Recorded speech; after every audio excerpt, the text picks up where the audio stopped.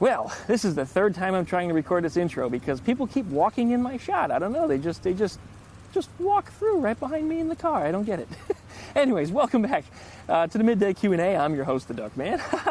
And we're back today with Ruby. Yes, this is a Ruby driving video. We're going to discuss, well, what's going on with my dad's health, my grandmother's health, and, well, sum it up, my mental health. There's a lot of things going on right now. I mean, you see, I could barely even hold this camera steady right now, and I'm doing the best that I can just to survive day by day. But there's a lot of things that I have to plan for, a lot of things I have to think about.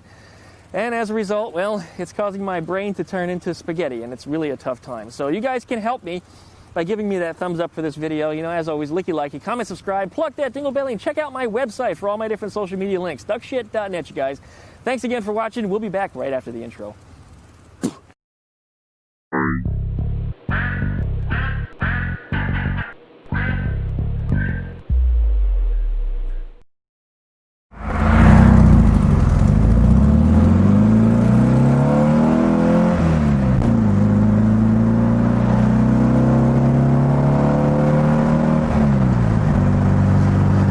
Welcome back, everybody. A lot has gone on since my last update last week. In particular, everybody wants to know about Dad's health and, you know, how's my grandma doing? And since I recorded that last video, Dad finally got his tracheotomy put in. And this was a surprise. I expected to get some kind of bad news or another postponement or something else, but they said that after they put the tracheotomy in, he's doing much better. They didn't say he's out of the woods yet, of course, but they said his oxygen level's at 99%, his CO2 levels are only slightly elevated. These are the things that was killing him before.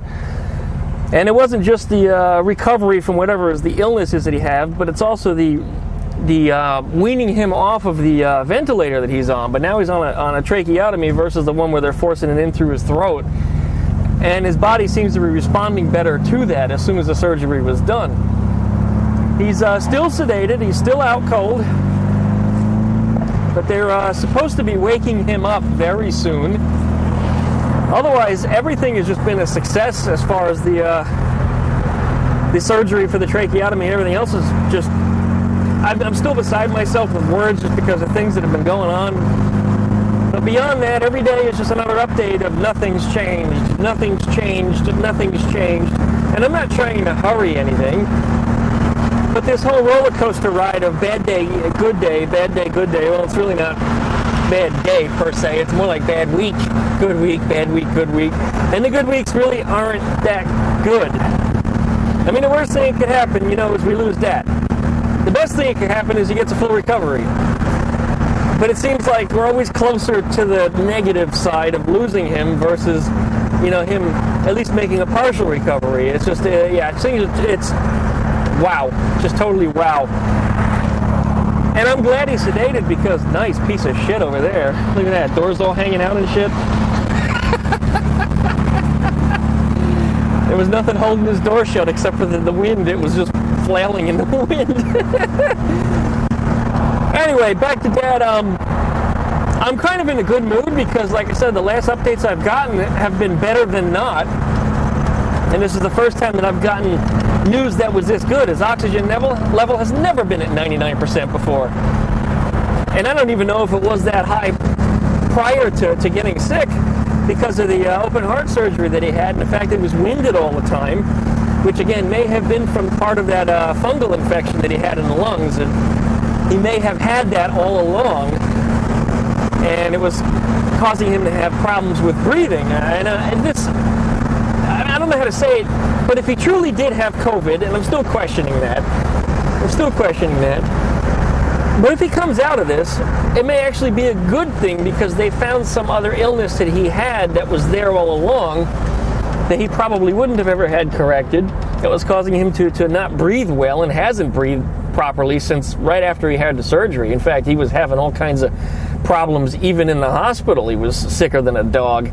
And they said, well, that's normal, it's adjusting. Well, no, he was sick. He actually had something, and they chose to not treat it. Instead, he was just ill in the hospital for 2 weeks while recovering from having a triple bypass. Well, anyway, he's doing better. Conversely, I got a call from my grandma's doctor. She's in a different facility, a different hospital. They were trying to reach my dad, but they called me, and I explained to them again because they didn't seem to understand that Dad is in the hospital, and he's got COVID, and he's put out. There's nobody else that's able to make decisions for Grandma except for my brother and I. And my brother is still kind of separated from us in the family by, geographically speaking, like 1,200, 1,500 miles, probably even more than that. I bet you it's more like 2,100 miles. But he's too far away to do anything quickly in the event something happens. Me, well, I've been back and forth to Dad's house, back and forth to home. So I'm able to help when I can and do what I need to do and answer questions as I can because I know their histories a lot better than my brother has, being as separated as he has been. Anyway, the doctor then proceeded to tell me, we have bad news about your grandma. I said, what's the bad news? I said, she's been fine. He says, yeah, well, she's got a UTI. Oh, okay, well, UTI is pretty miserable.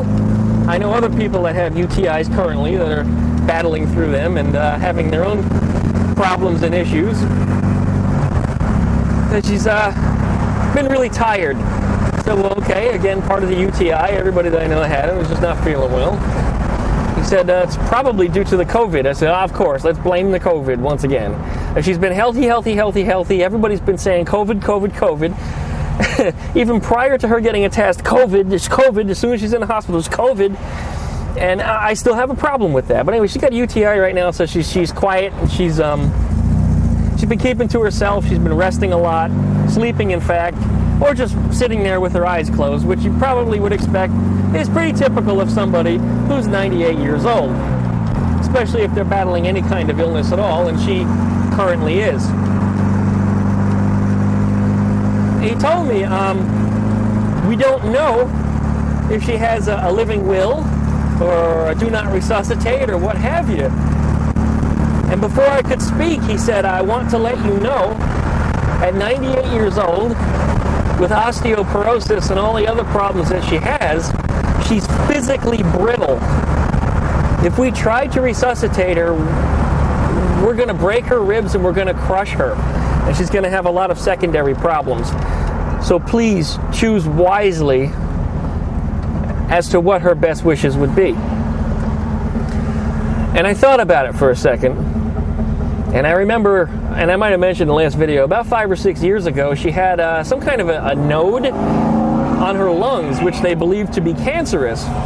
And the doctor said, let's go ahead and put you through the treatments for this, and let's see if we can get you fixed. And Grandma says, no. She says, I've lived my life. I'm over 90 years old. Then she was about 92.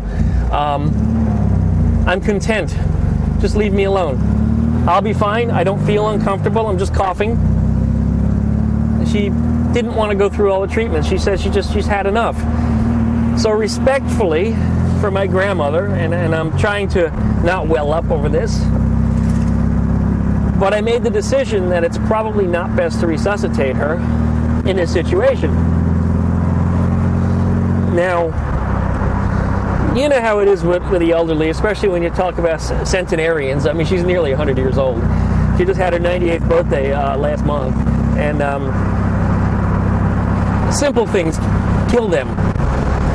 Getting out of bed, you break your hip. Trying to feed your dog, you fall down in the kitchen. Things that to us, me, less than half her age, you get up and you move on. You don't think nothing of it. But at that age, everything is a big deal. Everything is critical. And something like a UTI could take her out. It really could. Again, setting aside that COVID, which I'm still debating whether or not she really or not got it, or if she's even affected by it to the point that it's life-threatening. It's just anything could affect her. The wind blows the wrong way and the poor lady will just stroke out. It's just, almost 100 years old. A lot can happen to you. Just a lot can happen, and none of it is good. So, like I said, I had to consciously make the decision. My brother agreed. I made the decision without him, and then I called him up to make sure I said the right thing. And he agreed. He agreed completely, based on her decision in the past with her lung treatment and everything else. It's probably would have been the way that she would rather just go out quietly, and she'd be content with that. But the hardest part of it is, oh my God, this is the hardest part of all. I don't know if I'm going to lose my dad or my grandma, or which one I'm going to lose first. And if one of them does recover, how am I going to explain to the other one that he or she is gone? I mean, that's got me messed up all week. I thought it was going to be the other way around. I'm going to have to explain it to Grandma. The problem with talking to Grandma is she's not always there. That probably would have been the easy one. Grandma, I'm sorry, we lost Dad. And Grandma would have probably been upset, but there would have been a minimal reaction. Just because at her age, that's just what you got. But when it comes down to it, if it were the other way around, we'd lose Grandma first. I've got to explain that to Dad, who is of sound mind. And it's a difficult thing. It's a difficult thing, and it's going to be hard to break it one way or the other. I told my brother that, and he seemed to take it a little better than I did. Of course, I'm the one that's burdened with having to do that. When it comes down to it, I have to make that decision and explain it to whomever I've got to explain it to, which way it happens. I mean, we're hoping that we have the best, you always hope for the best. You plan for the worst, you hope for the best. I mean, just a week ago, the doctor was telling me, close up everything for your dad, wrap up stuff for his life, because now's the time. Here, don't walk right out in front of me. Oh, well, this is downtown Pensacola. I don't think I've ever made a video cruising through here. I wanted to do that today. This street is actually one of the original roads that the French and the Spaniards had way back when they first settled here. I forget who was first. I'm pretty sure it was the Spaniards, but I may be wrong. But all these roads downtown are the original roads that were put in here, some 300-something years ago. People yelling at me here. Everybody wants to talk about my car. Leave me alone. I'm making a video. So it's kind of neat knowing this. If you look at the old paintings and such of Pensacola aerial. I don't know how they got an aerial shot of Pensacola, pre-aviation age, but they did, and you could actually see the roads and how they were constructed, and they follow the same paths as all these original roads. This is Palafox Street. This was always the place to go shopping, 30, 40 years ago. Since Pensacola hasn't grown, and I mean, it hasn't grown at all. The population's remained the exact same size 40 or 50 years. Downtown kind of stagnated and really was not much anything until probably about, I want to say a little over 10 years ago. All of a sudden, the nightlife started opening up here. It started opening up nightclubs, bars, really nice restaurants. And they started cleaning up downtown, adding all the nice stuff that you see here. It's not like it used to be at all. It's refreshing. But now, of course, with everybody quarantined and such, there's not as much nightlife as there used to be. Things are still open, but this is always the place you want to go if you want to go, people watching. See a lot of good-looking girls, see a lot of people getting drunk and doing stupid things. And this is downtown Pensacola. Now we're going to cruise all the way down to the end, what they call Palafox Pier, which is really just a landfill. They made a concrete wall around it and like a I don't know, they call it a bulkhead or something. And then they fill it with all the building riprap and dirt, and they plant grass on it and turned it into like a little park. It used to be, and they demolished it the first week I was here. It used to be like a concert hall. And the very last artist that played at that concert hall was actually Weird Al Yankovic, and I thought that was kind of an interesting piece of trivia. He performed there, and then less than a month later, they demolished the place. Just coincidentally, of course, it wasn't that Weird Al had a wild concert or something. Not that I think he would have, but yeah, they took the place down shortly after that, and that was right around the same time that I moved here, back in 04. I forget the name of it. It was called the Bayfront or something like that. Well, anyway, it's gone now. And in its place, they revitalized it with a downtown park and everything else, which for a long time was just under construction, and it was just a mess. And I mean, for a long time, very, very long time. And then it seemed like after it was constructed and it wasn't a mess anymore, then they kept modifying it, kept adding a little bit of this and that. They added fountains. Everybody's beeping. Where are we going to go? We got to go straight here. I see light colors starting to change. I can move now.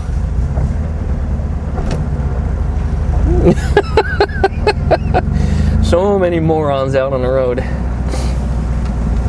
Downtown can be very, very hard to navigate sometimes. Sometimes there's just too much traffic.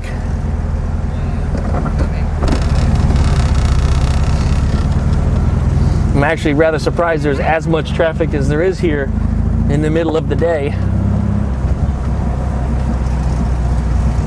Especially since so many people are at home, because they're not working. And, well, I shouldn't say that. They should be home because they're not working.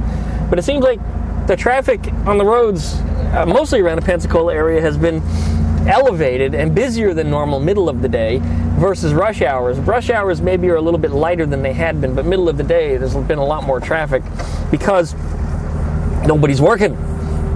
Everybody's got too much freedom hogging up the roads and just, crime and suspicious activities are up during these periods where everybody's not as busy as they should be. Plus, people have a little bit of desperation, and I wish this person in front of me would either shit or get off the pot. Quit slowing up and speeding down. Move your ass. On the fucking brakes for no reason now.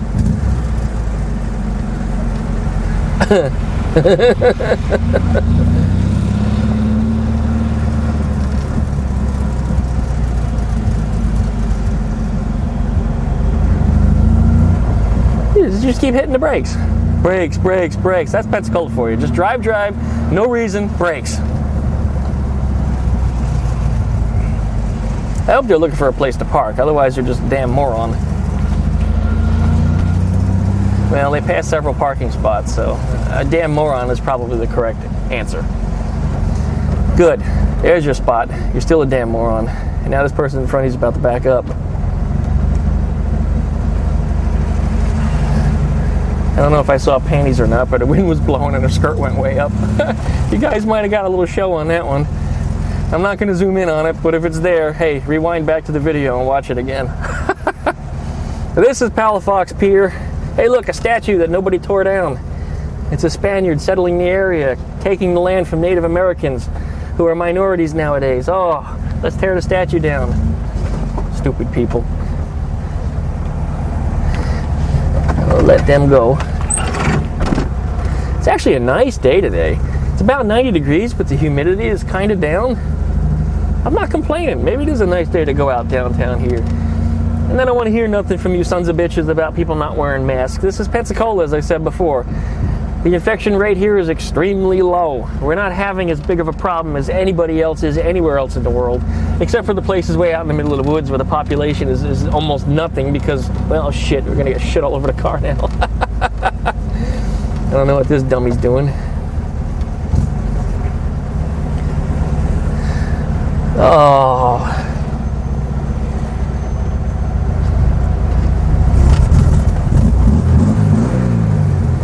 Look at this. All over the road. Of course, I go the way that I want to go.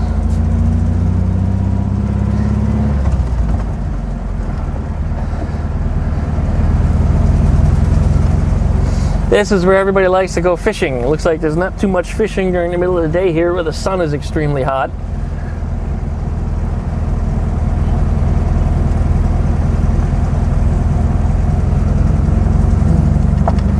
Just up ahead here is where I had my massive car show I think it's about 6 years ago now. It's been quite a while.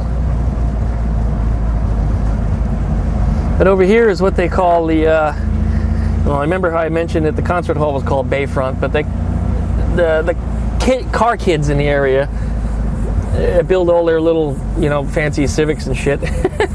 Take over this parking lot on the weekends. And this is where we had our car show, and we ended up with over 1,000 cars. There were so many cars that we couldn't fit them in here. They actually started to fill up the streets. It was absolutely incredible. Just incredible. That's where we were over there. And then all the idiots started to use this as a drag strip, flying up and down this road and making us look bad. But just an incredible event. We had an incredible turnout, and it was just overwhelming with how big it had grown. And if it wasn't for the problems of some mismanagement by some of my business partners, as well as the general public perceiving it, because my business partners weren't car people and were being too loud on the internet about their own personal agendas, they tore it apart. Bad-mouthed us, too much negativity, pulled our sponsors away from us, told them that we were stealing the money. I mean, it didn't make any sense. It was absolutely dumb.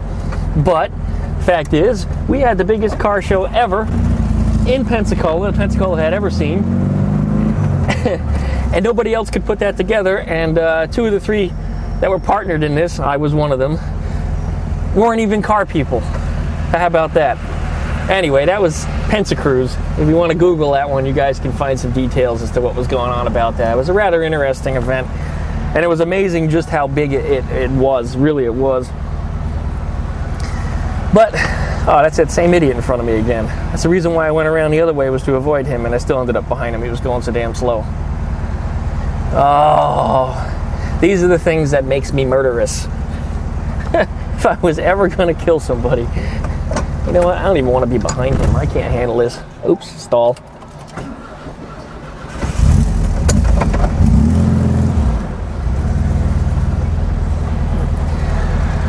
No, it's not the same person. Different person driving. Probably should have stayed where I was at. Oh well.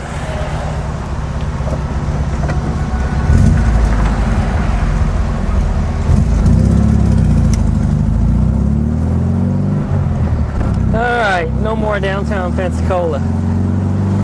I gotta run some personal errands. We're gonna take care of that. But anyways, you guys, that's the story of my life this past week. Really not too much Q&A except for what's going on with the family, which you guys have been asking a lot. I get more questions about that the past month than I have about any other single thing, so that's why I wanted to cover it. It's just, I never thought that my YouTube channel would be so much of a daily blog about my, well, weekly I'm doing it, about my personal life so much, because I don't think I'm that interesting, but you guys seem to. I mean, I'm not just the guy with Volkswagens that sleeps next to a duck at night.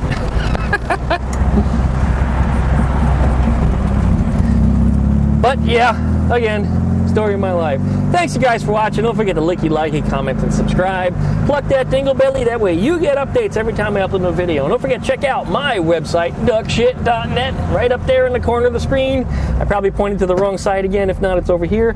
And there you'll find all of my social media links. You'll also find the stuff for B. That's right, B McQueen. And yes, she's still going to be in my videos. I hope to see her again. In fact, I have crossed paths with her a few times to try to get a couple of small video parts recorded, which you guys will see uploaded. Well, you might have even seen it before this video. Of course, if I get some more done with her prior to this one going up, you're going to see it even before this one.